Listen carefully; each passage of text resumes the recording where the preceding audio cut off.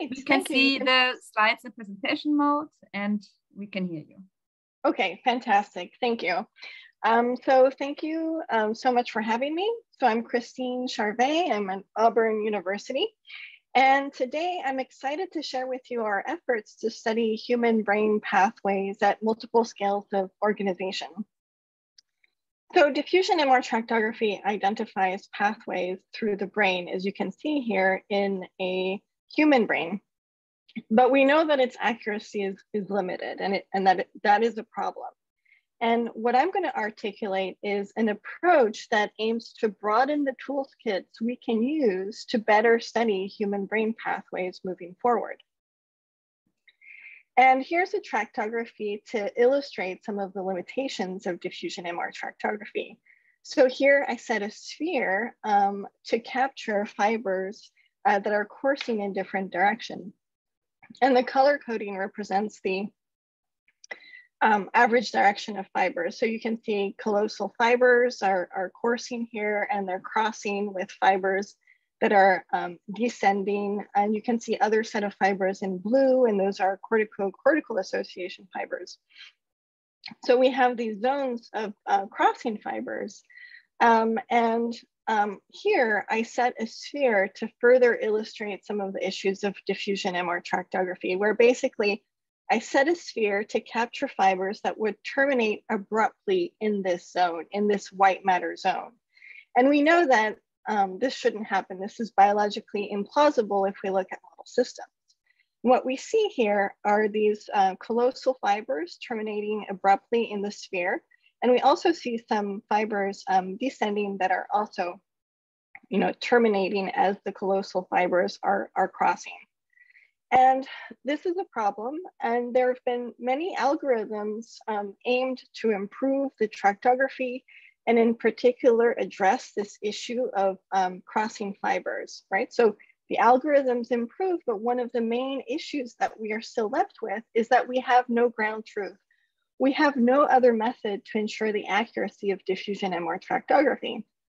And so this is a problem when you try to map out the human brain tractome, is that we just don't know what is accurate and what is not.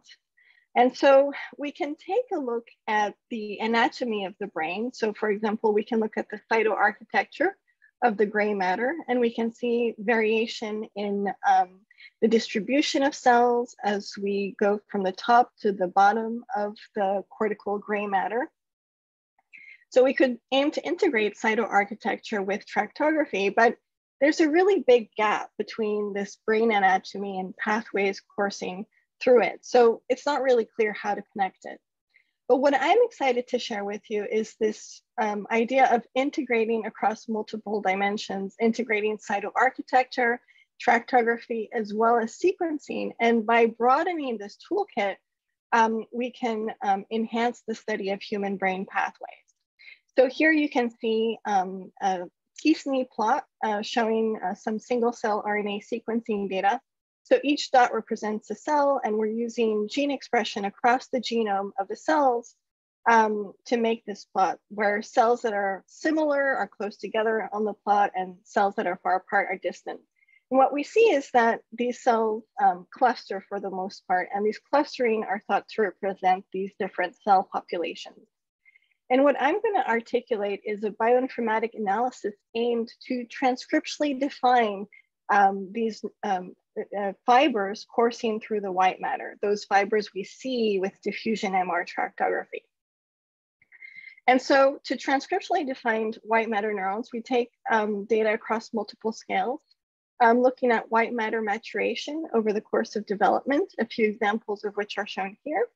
And also looking at gene expression, also varying over the course of development.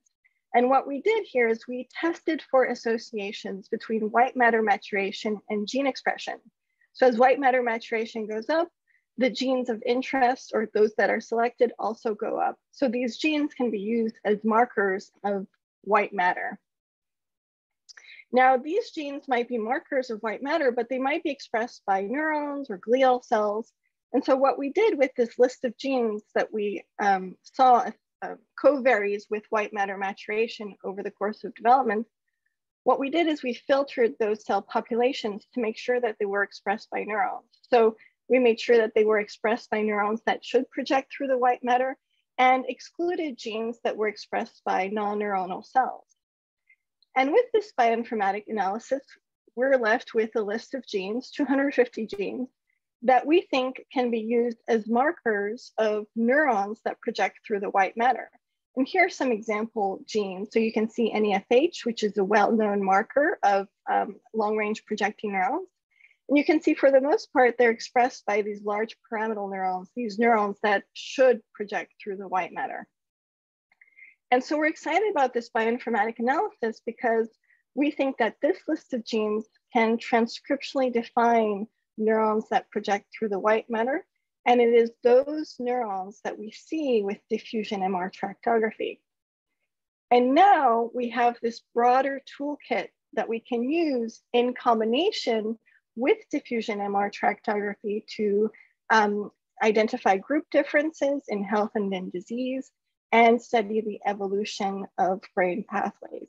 And recently, we applied this broader toolkit to investigate the evolution of brain pathways, focusing on a comparative analysis of humans, macaques, and mice.